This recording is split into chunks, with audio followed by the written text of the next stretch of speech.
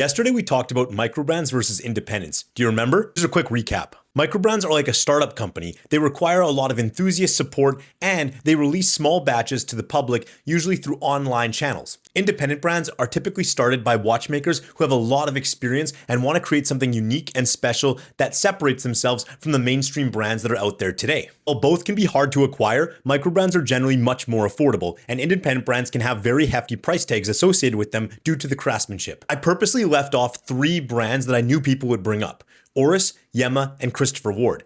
Many people always want to associate them to a microbrand, but even though they act like microbrands, they're definitely not considered a microbrand, and here's why.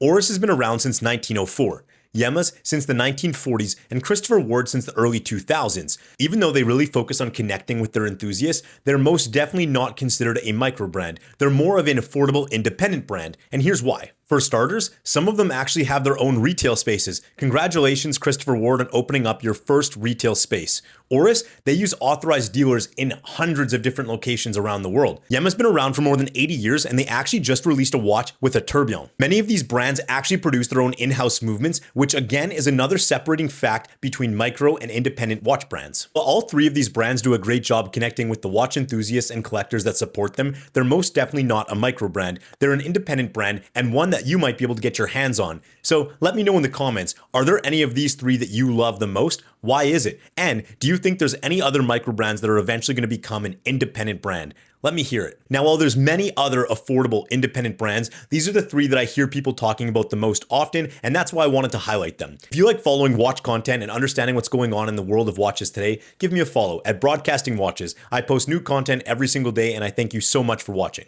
Let's go.